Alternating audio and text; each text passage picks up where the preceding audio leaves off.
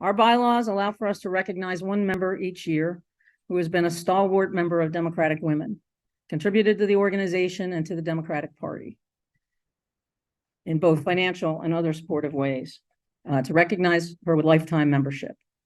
We've been a little remiss in the past few years. I blame COVID. Of course, I blame COVID for everything. But we're putting this back in the annual rotation because we have many members who are worthy of this recognition. The board voted and recommended this year's recipient to the full membership, and the full membership voted, and approval was near unanimous. So, it's also a surprise. So it is with great pleasure and tremendous honor to award lifetime membership to Edith Chou.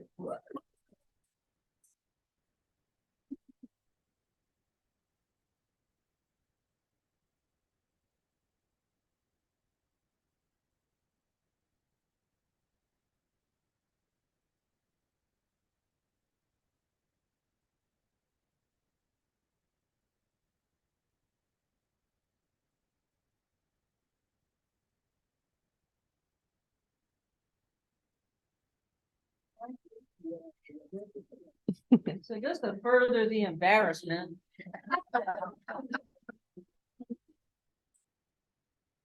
I don't know why I always assume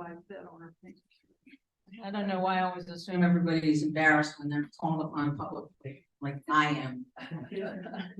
But I would like to say a few words about Edith for those of you who don't know her. And I'm stealing unabashedly from a profile that I believe Linda Hardman wrote a couple of years ago in the Donkey's Tale. Edith has been a member of Democratic Women almost since its inception in 1967. As a young woman, Edith aligned with the Democratic Party in part because of its efforts to act on behalf of the underserved, something she experienced in both her youth at home and her early years working in the family court system. Edith received 2 master's degrees from Furman and taught 3rd grade in the Greenville County School District for almost 40 years. That ought to be an award for that.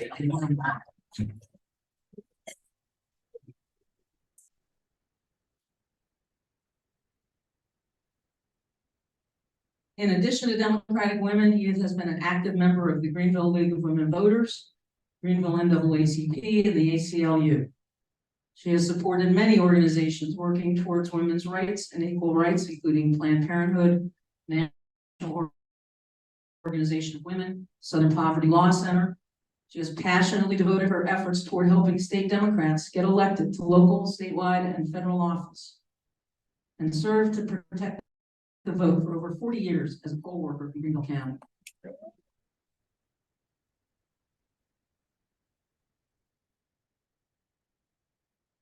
When Linda Hardman interviewed her a few years ago, she said she felt fortunate to have been part of the Democratic Party and to have been a witness to the contributions the party has made toward justice, equity, and a better quality of life for South Carolina. And we feel fortunate to have Edith on our team and to stand as an example of what commitment to the betterment of our community looks like. Edith, thank you very much.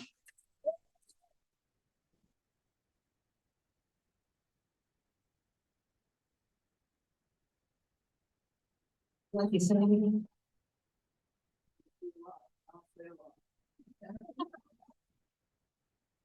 oh, I want to stand up. All right, fine. I'll make it.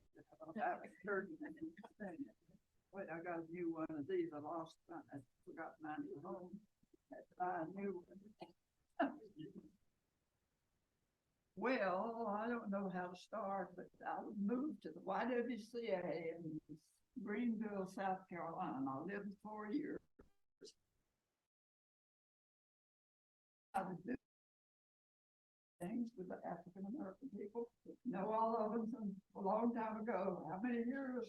I can't even remember it.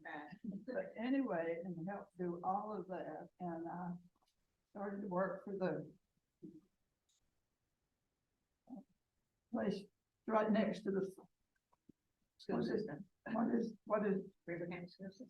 no, I'm talking about on Main Street. The The hotel up there. One set, right, the building within that part is where we were, I was working for the people for that came in and had to go to court and all of that. And I was working for Dr. Wood, an attorney who really was good to the people and did wonderful things for them. I was taking the money and the people paid. The women would have to come in and get their money and bring their children, and there'd be no money for them because their husband was sick. And the mother had already told me that what they did was they took their gun and went shooting out in the woods on those rainy Saturday, and they got sick and couldn't pay. I heard that for 10 years. And I was going to the north for the Democratic Women for YWCA for all of that time.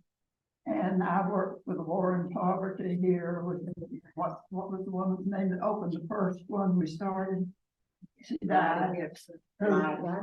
No, the woman that had one girl, one daughter. I don't know. We don't know.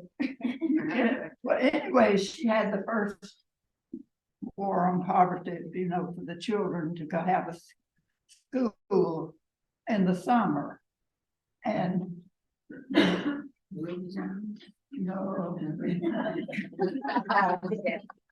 it won't come out of me right now because I'm getting a little bit past remembering all those things, but I know her and I always helped her, and she did everything, and she wanted to make me be the person to work down and help the court, you know, after they went down.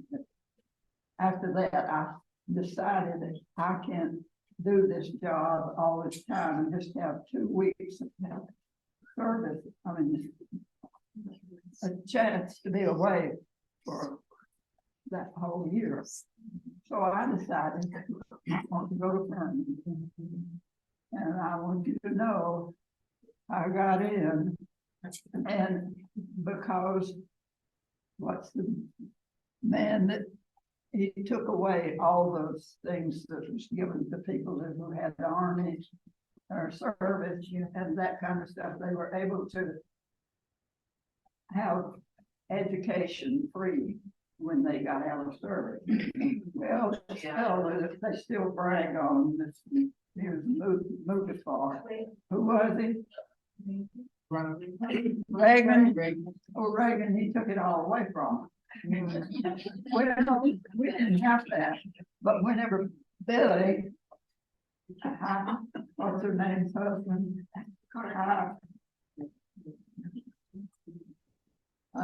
I'm trying to say, anyway, when he got to be president, Hillary. Yeah.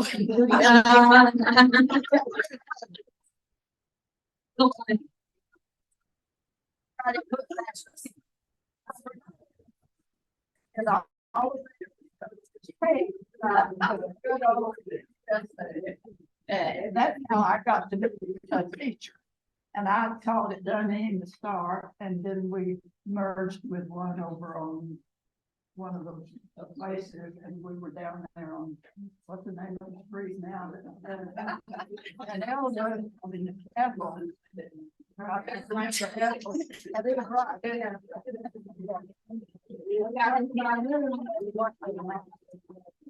just want to say thank you, Edith, for everything. I told you.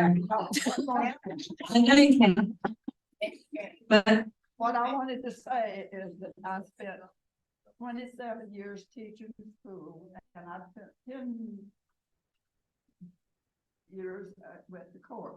So I had a 35 way to get my work, and I'm living on that now today.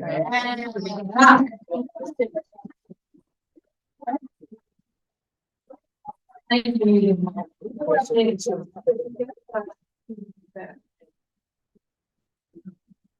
adverse impact and other pieces of legislation in other places could have a tremendous impact here and put them on the run. So I hope you will begin in your wonderful leadership role, begin to think of some of the things that we can do to forge the fight and to take our stance in moving South Carolina forward.